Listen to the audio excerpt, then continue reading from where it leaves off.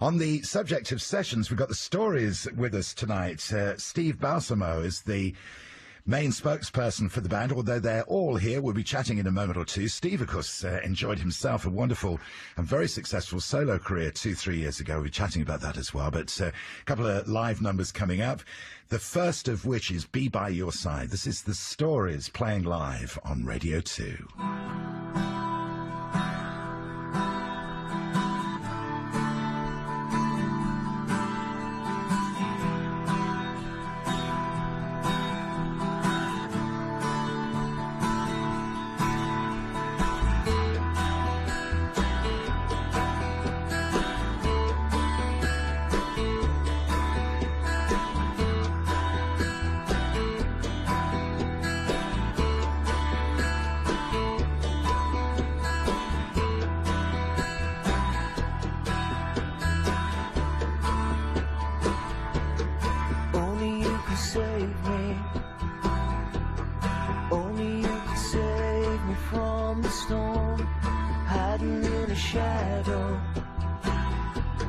Hiding from the sun for being born, jealous fascination.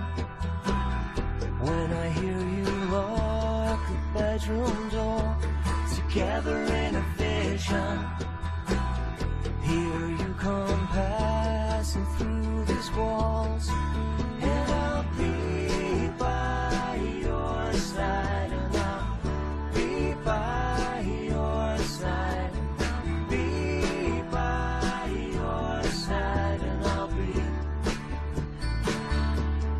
This is only natural, in the way that I should want you to.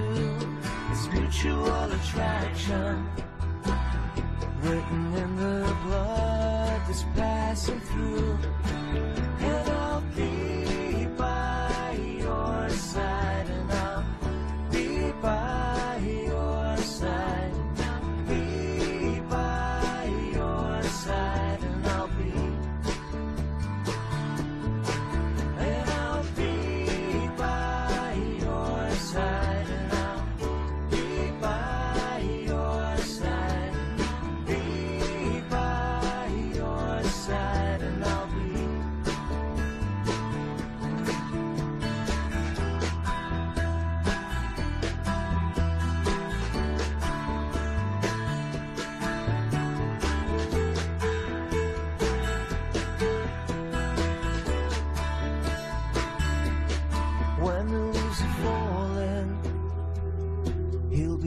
In someone else's room, you will never be empty, 'cause I will be inside of you, and I'll be by your side, and I'll be by your side, be by your side, and I'll be.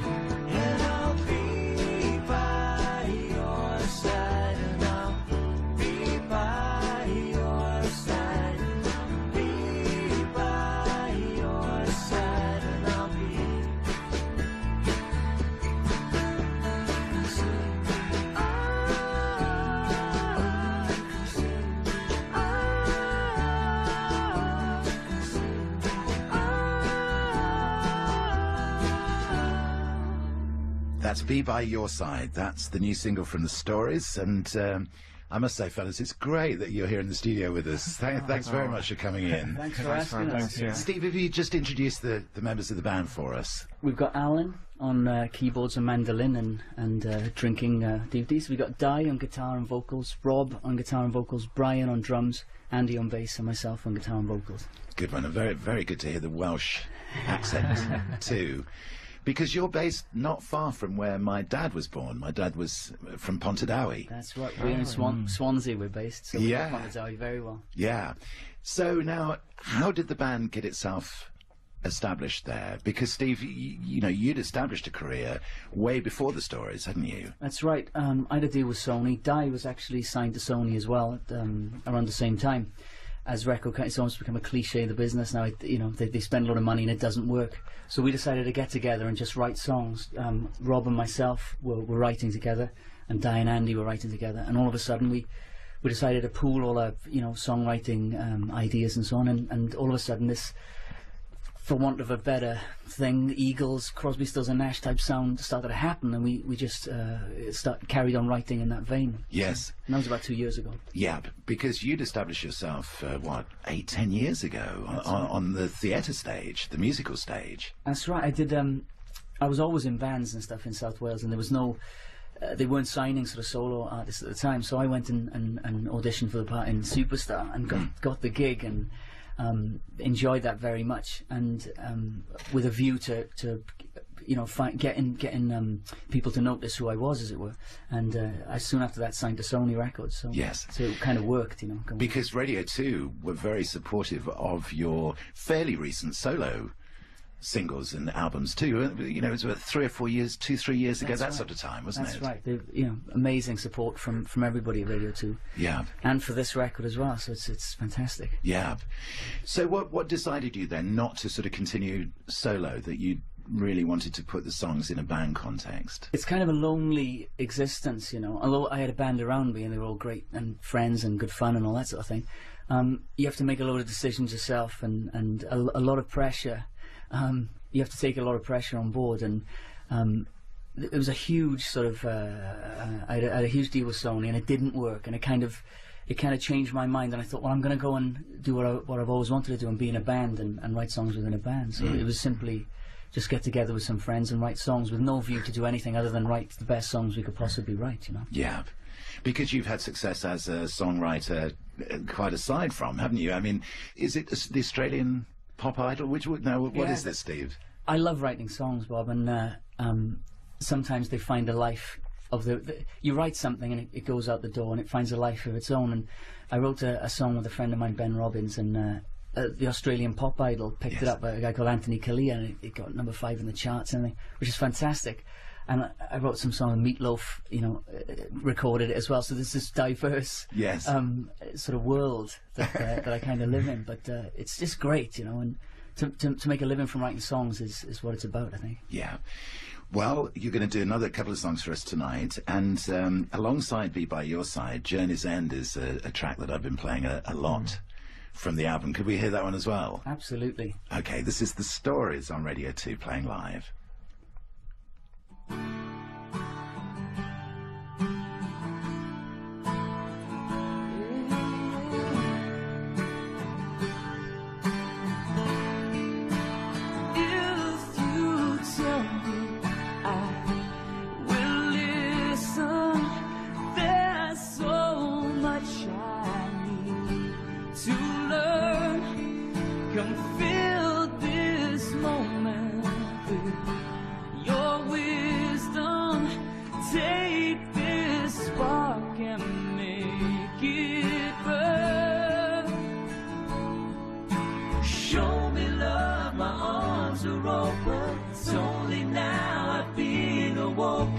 Lead me to the journey's end.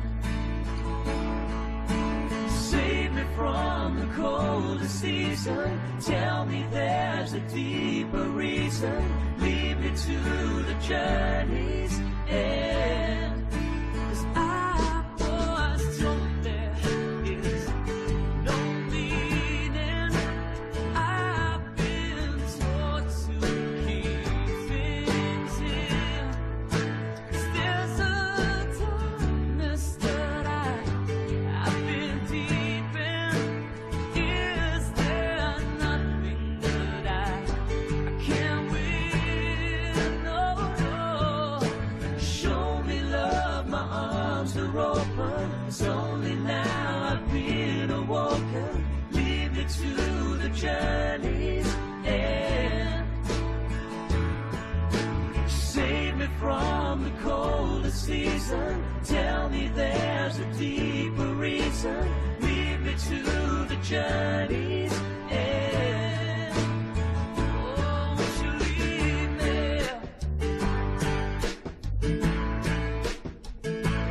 Come and lead me.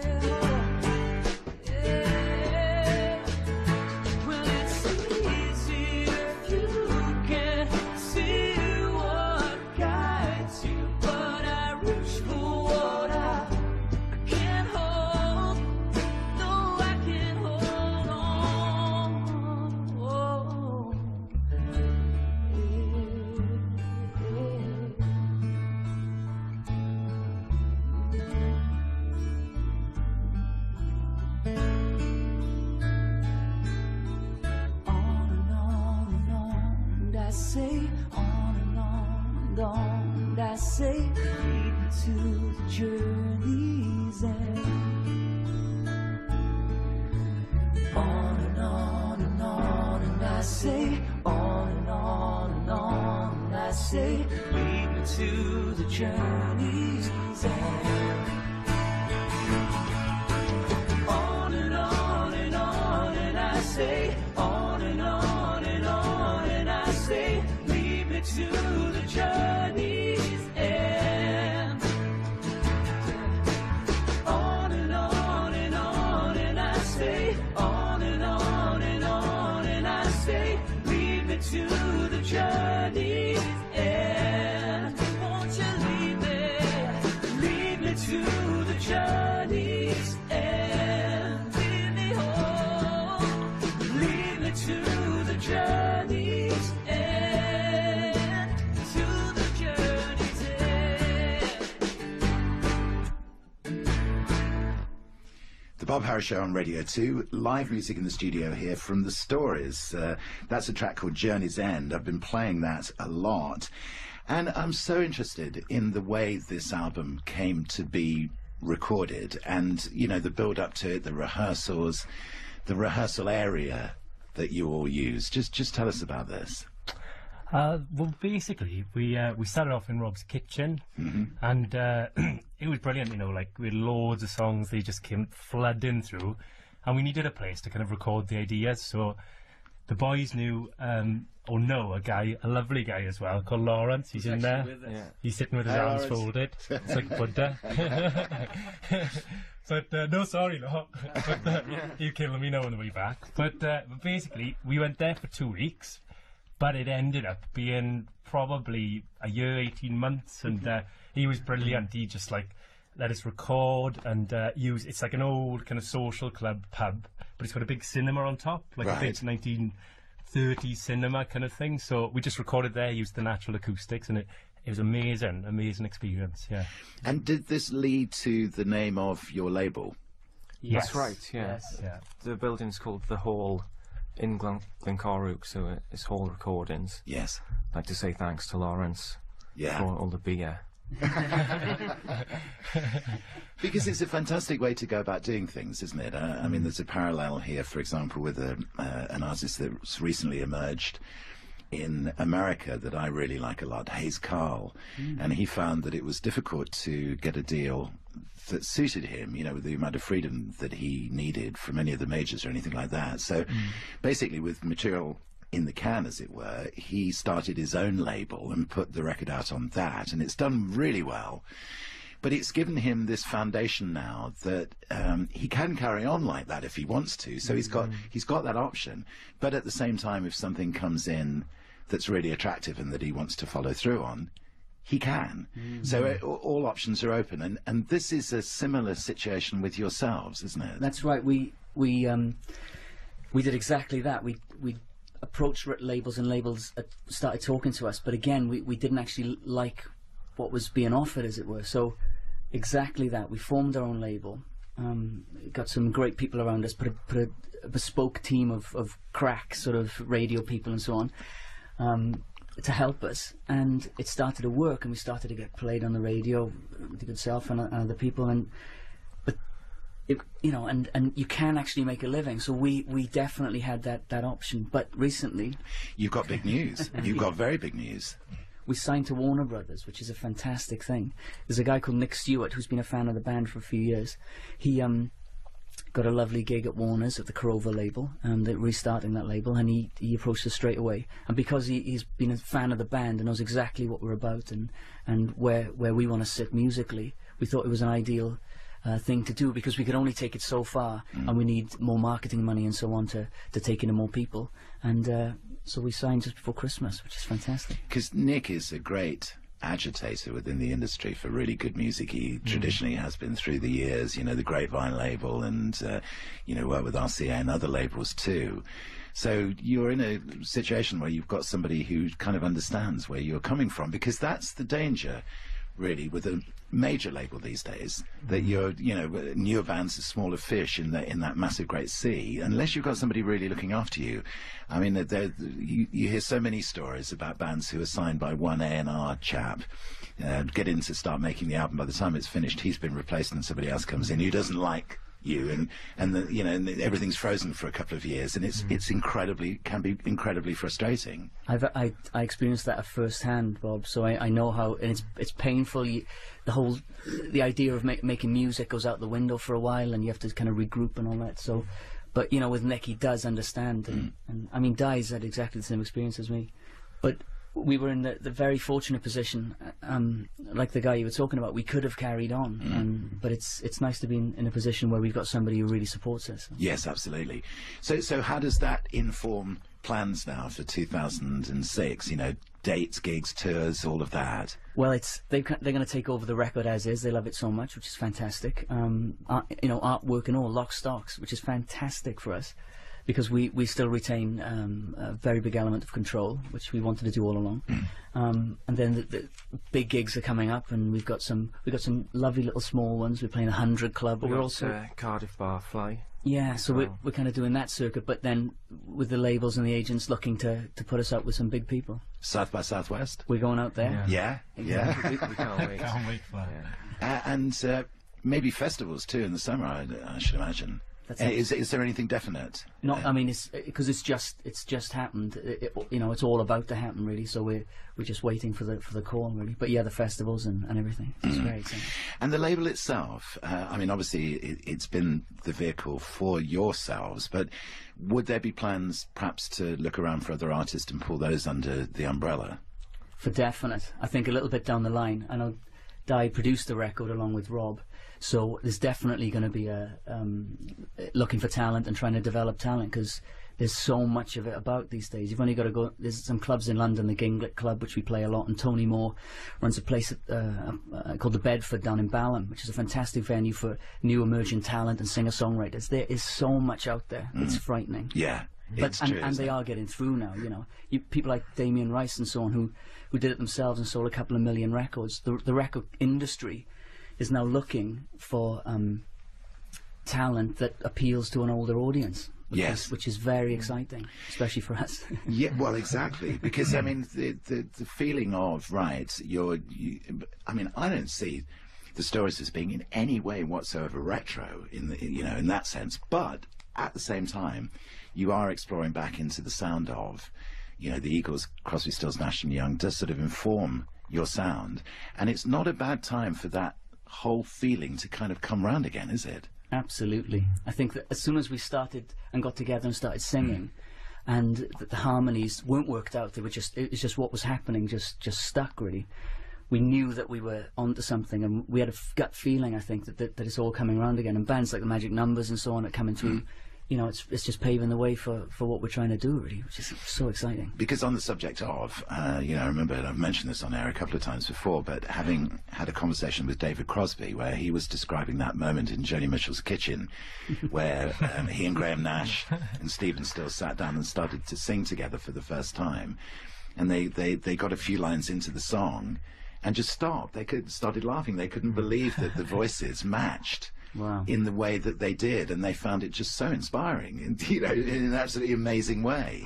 And these sort of quirks of fortune just happen sometimes, don't they? It certainly happened this time round. Well, it's just strange, you listen back to the recordings, and I can't tell if I'm me or Rob's him or Steve. We all kind of blend, and we can't tell who each other is anymore. No. You've lost your identity. Yeah, a long time ago. I think that's the beer.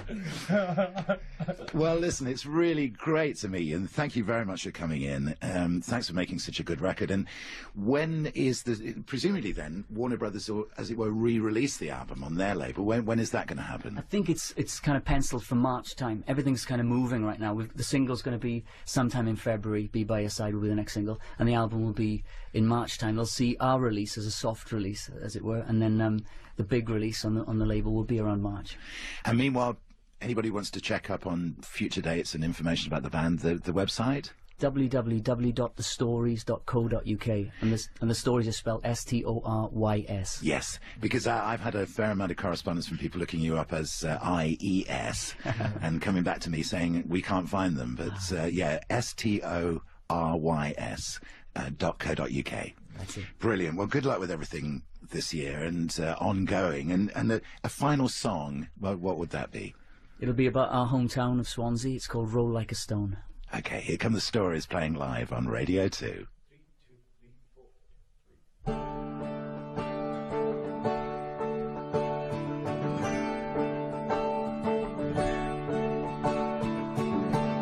As you reach the city, the streets shining gold, it ignited emotions you thought had run cold. You stood and watched the preacher, the side of the road. He said, this town's full of vampires, so take care of your soul. You flew like a bird through those towers of glass. No time for reflection, no thought for the past.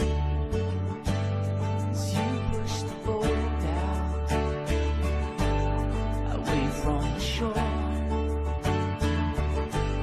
stop making waves, my dear, as you drift from it all. Your love you leads you right down that beaten path. You learn when you're down on your knees, you gotta go there to come back. You will roll like a stone, baby, all the way home when you're done. As you search for the answers, you'll find they were there all along. People who love you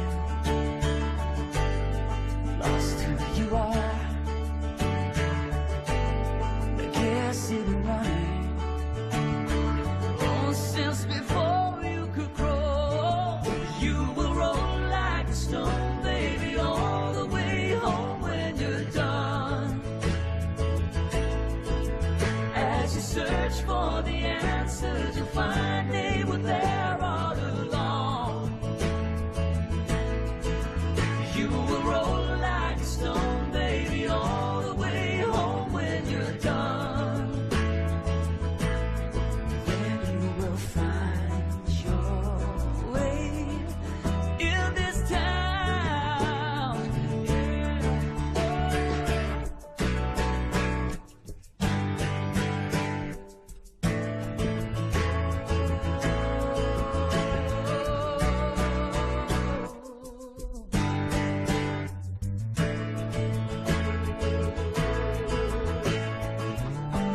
So don't let the world bring you down. Jewels inside you, babe, one that you haven't found. You will roll like a stone, baby, all the way home when you're done. As you search for the answers, you find they were there all along. You will roll like a stone, baby, like a stone, baby, oh. You will roll like a stone, baby, like a stone, baby, oh. Then you will find your way. You will find your place in this town. Yeah.